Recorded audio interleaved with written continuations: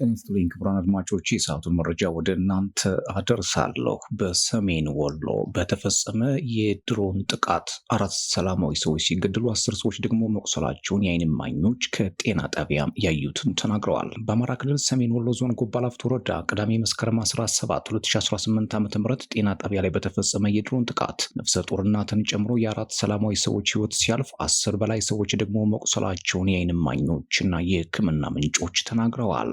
ጥቃቱ ከዞኑና ከወረዳው ዋና ከተማ ወልዲያ 20 ኪሎ ሜትር ርቀት ላይ በምትገኘው ሳንቃ በተባለች የክላስተር ከተማ በሚገኝ ጤና ጣቢያ ላይ 6 ሰዓት አካባቢ መፈጸሙን 4 የዓይን እማኞችና የአካባቢው ነዋሪዎች ተናግረዋል። የዞኑ አስተዳደር ስለ ጥቃቱና ስለደረሰው ጉዳት ለመናገር እንደማይችልም ገልጿል። በስፍራው የነበሩ የጤና ጣቢያው አንድ ባለሙያ መሳሪያው በዋናነት ፊት ለፊት በሆነውና ታካሚዎች ተኝተው በሚታከሙበት 5 ቁጥር በተባለው ክፍል ላይ ማረፉን የተናገሩት ከጥቃቱ እንደተረፉ የተናገሩት የጤና ጣቢያው ባልደረባ ጥቃቱ የደረሰበት ቅጽበት ሲገልጹ ምንም ራሴን አላውቅም፣ መሬት ተሰንጥቆ የዋጠኝ ነው እየመሰለኝ፣ ከጎኔ የነበሩት ሲወርቁ እኔን እግዚአብሔር ነው እየከለከለኝ ሲሉ እማኝነታቸውን ተናግረዋል። ፍንዳታውን ሰምተው በፍጥነት አካባቢው ላይ መድረሳቸውን የተናገሩት ሌላ የዓይን እማኝ ጤና ጣቢያው ውስጥ የነበረ የቤተሰብ አባላቸው ከጥቃቱ መትረፉን ገልጸው ዘግናኝ ሁኔታ መመልከታቸውን ገልጸዋል። ወከባና ተጨማሪ የጥቃት ስጋት መፈጠሩ በደመነፍስ የደማውም የተመታውም እየዘለለ ነው የወጣው ብለዋል። የቆሰሉ ሰዎች ማውጣታቸውና አስክሬን ማንሳታቸውን የተናገሩት ሌላ አንድ የዓይን እማኝ ለመግለጽ የሚከብድ ሁኔታ ነው ብለውታል። ፍንጣሪው እንደ አሸዋ ነው፣ እንደ እሳት ነው የሚያቃጥለው ያሉት በህይወት የተረፉ የጤና ጣቢያ ባልደረባ ጤና ጣቢያው ክፉኛ መጎዳቱን ሲገልጹ ከ5 ቁጥር ጀምሮ እስከ 7 ቁጥር ድረስ የለም ሲሉ የተቋሙ ክፍሎች መፈረሳቸውን ገልጸዋል። መረጃዎች እንደሚያሳዩት በገለልተኛ አካል ማረጋገጥ ያልተቻለ ፎቶግራፎችና ቪዲዮዎች ጤና ጣቢያው ላይ የደረሰውን ጉዳት ያሳያሉ። የጤና ጣቢያ ባለሙያዎች አይናችን እያየ 4 ታካሚና አስተማሚዎች ህይወታቸው አልፏል ሲሉ ተናግረዋል። 3ቱ ልጆቻቸውን ሲያስታምሙ የነበሩ ወላጆች መሆናቸውን ገልጸው 2 የዓይን እማኞችን በጥቃቱ 3 ሰዎች ወዲያው ህይወታቸው ማለፉን መመልከታቸውን ገልጸው ሟቾቹ ልጆቻቸውን ሲያስታምሙ የነበሩ እናትና አባት እንዲሁም ወደ ሕክምና ከሄዱ በኋላም ህይወታቸው ያለፉ ለ2 ወራት በጤና ጣቢያው ተኝቶ እየታከመ የነበረ የአንድ ታካሚ አባት መሆናቸውን ተናግረዋል። የጤና ባለሙያው 4ኛዋ ሟች ለመገላገል ጤና ጣቢያ የመጣች ነፍሰ ጡር መሆኗን ተናግረዋል። ማዋለጃ ክፍል ላይ የሞተች እናትም አለች። አንዷ ነፍሰ ጡር ወልዳ ነበር። አንደኛዋ እየወለደች እያለች ነው የሞተችው። አሁን ስንሰማ አዋላጅ ነርሷም እጇ ተመቷል ነው ያሉት። በጥቃቱ የጤና ባለሙያ ልጅ የሆነች የ6 ዓመት ህፃን ጨምሮ ከ10 በላይ ሰዎች መቁሰላቸው ነው የተሰማው።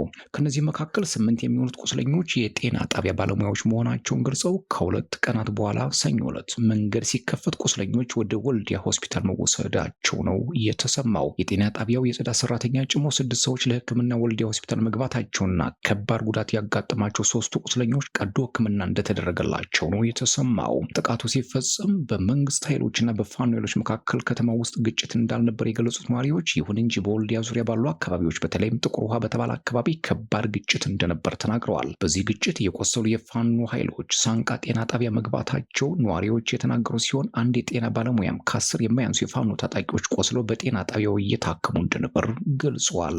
የጤና ጣቢያው ባልደረባ ጨምሮ ነዋሪዎች በጥቃቱ ቆስለው ህክምና ላይ የነበሩ የፋኖ ታጣቂዎች ኢላማ ያደረገ ሳይሆን እንደማይቀርም ገልጸዋል። በጥቃቱ ህክምና ላይ የነበሩ 6 ይሆናሉ ተብለው የተገመቱ የፋኖ ታጣቂዎች እንደተገደሉና ቀብራቸውን በአካባቢው እንደተፈጸመ ጠቁመዋል። መረጃዎች እንደሚያሳዩት የሰሜን ወሎ ዞን የሰላምና ጸጥታ መምሪያ ክፍል ኃላፊ አቶ ፈለቀ ጌትነት ስለ ጥቃቱም ሆነ ስለ ጉዳቱ ማረጋገጥ እንዳልቻሉ ነው የተናገሩት።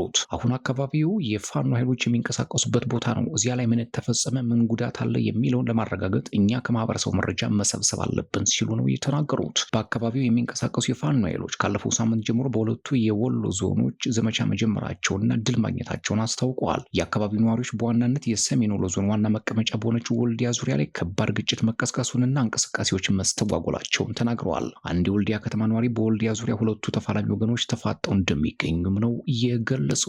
የፋኖ ኃይሎች ከፈት ነው ያሉት ዘመቻ በሚወራው ልክ አይደለም ሲሉ የተናገሩት አቶ ፈለቀ ትልቅ መስመር በሆነው የባህር ዳርና ጎንደር መውጫ ጥቁር ውሃ አካባቢ ግጭቶች መከሰታቸውንና መስመሩ በፋኖ ኃይሎች ለቀናት መዘጋቱን ተናግረዋል። ከወልዲያ ከተማ በቅርብ ርቀት ላይ የምትገኘው ሳንቃ ከተማ ሐሙስ መስከረም 15 2018 ዓ.ም ከሰዓት ጀምሮ በፋኖ ኃይሎች ቁጥጥር ስር መሆኗን ነዋሪዎች ተናግረዋል። የሳንቃ አካባቢ ማህበረሰብ ከፍተኛ ፍርሃት ውስጥ እንደሆነ ነዋሪዎች ይናገራሉ። ፈርተን መድኃኒት እንኳን ማውጣት አልቻልንም፣ ድሮን ይዞራል፣ ትናንትም ሲዞር ነው የዋለው። እነሱም የፋኖ ኃይሎች እዚህ ናቸው፣ ምን እንደምንሆን ግራ ገብቶናል ሲሉ ነው እየተናገሩት። ሌላ ነዋሪ ደግሞ ሰው ሲወጣ አይታይም፣ አይንቀሳቀስም፣ በጣም በጣም የሚያስፈራ ነው፣ አስቸጋሪ ሁኔታ ውስጥ ነው ያለነው በማለት ሁኔታውን ገልጸዋል። ሌላው መረጃ በምንጃር ሸንኮራ የቤተ ክርስቲያን ግንባታ መሸጋገሪያ ተደርምሶ ቢያንስ የ36 ሰዎች ህይወት ማለፉ ነው የተሰማው። በአማራ ክልል ሰሜን ሸዋ ምንጃር ሸንኮራ ወረዳ አረርቲ ማርያም ቤተ ክርስቲያን ለግንባታ የተረበረበ እንጨት ተደርምሶ ቢያንስ 36 ሰዎች እንዳለፉ ነው የተሰማው። የማርያም ዓመታዊ በዓል ለማክበር በስፍራው የተገኘው ምዕመን እየተሰራ ያለውን ቤተ ክርስቲያን እየጎበኘ ባለበት ሰዓት የተረበረበው እንጨት በመደርመሱ ነው የሞት አደጋም እየደረሰው የተባለው። የወረዳው ፖሊስ ጽሕፈት ቤት ኃላፊ እንደገለጹት እስካሁን መሞታቸው የተረጋገጠ 30 ሰዎች እንደሆኑም ገልጸዋል። የቀን ሰራተኞች፣ መምህራንና መነኩሴዎች ከሞቱት መካከል እንደሚገኙም ነው መረጃዎች የጠቆሙት። የአረርቲ ከተማ ሰላምና ጸጥታ መምሪያ ኃላፊ አቶ አጥናፉ አባት 55 ሰዎች ከመካከለኛ እስከ ከፍተኛ ጉዳት እንደደረሰባቸው ገልጸዋል። የደረሰውን አደጋ ተከትሎ መንግስት በወጣው የሀዘን መግለጫም ህይወታቸውን ያጡ ከባድና ቀላል የአካል ጉዳት የደረሰባቸው በርካታ ሰዎች መኖራቸውን በመስማቱ መንግስት የተሰማውን ሀዘን ይገልጻል፣ ለተጎጂ ቤተሰቦች መጽናናትም ይመኛል ብሏል። የወረዳው ፖሊስ ጽሕፈት ቤት ኃላፊ ኢንስፔክተር አህመድ የሞቱ ሰዎች ከ25 እስከ 80 ዓመት እንደሚደርሱም ገልጸዋል። እስካሁን የሞቱ ሰዎች ቁጥር ወደ 36 መድረሱን መስማታቸውንም አንድ እማኝ ተናግረዋል። የተደረመሰው እንጨት በአካባቢው ማህበረሰብ ርብርብ ከተነሳ በኋላ ስርዓተ ቅዳሴው እንደተከናወነና የሞቱት ሰዎች የስርዓተ ቀብርም እንደሚፈጸም ተሰምቷል። ክቡራትና ክቡራን ለሰዓቱ የነበረኝ መረጃ ይሄን ይመስል ነበር። አዲሱ የዩቲዩብ ቻናሌን ቶማይ ኒውስን ሰብስክራይብ፣ ላይክ፣ ሼር፣ ኮሜንት እያደረጋችሁ ቤተሰብ ሁኑ።